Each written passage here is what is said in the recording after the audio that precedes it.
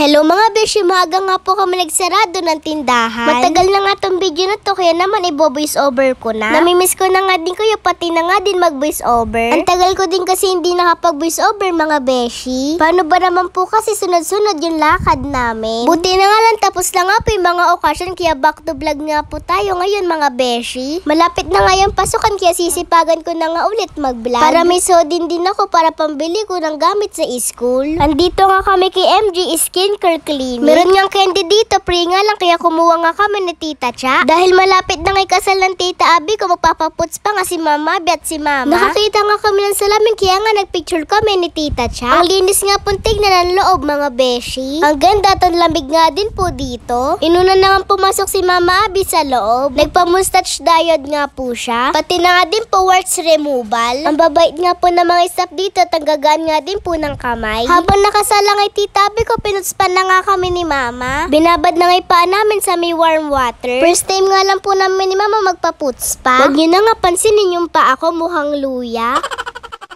Nare-relax nga ako habang ini-scrub yung paa ko. At nakikiliti nga din mga beshi.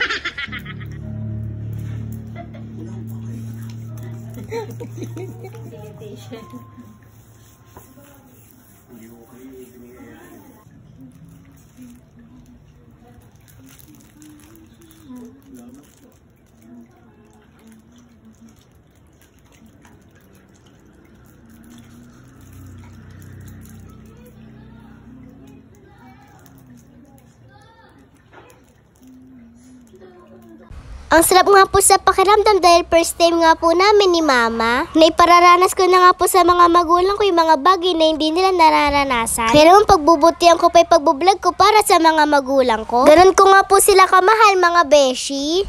May pinagawa nga din po pala si Mama sa underarm niya. Pasintabi po sa mga kumakain. Umitim po kasi kilikili ni Mama mula nung nagbuntis kay Athena. At nagkaroon na nga din ng itim-itim na mga guhit. Kung tatanungin niyo ako ano pinagawa ni Mama, nagpa-sweat tox nga po siya. Ang bait nga po ng owner na to na si Nurse MJ. Napakagaan nga din daw po ng kamay, sabi ni Mama. Di nga daw masyado nasaktan si Mama, parang kinurot lang. Ginusto nga po ni Mama to, kaya tiis ganda nga daw po mga beshi. Kaya lang wala daw po palang ganda.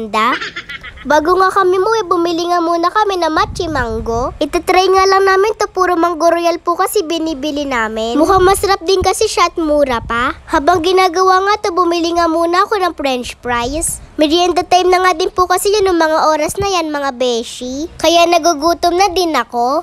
Yun lang, salamat sa panonood. Bye-bye mga beshi.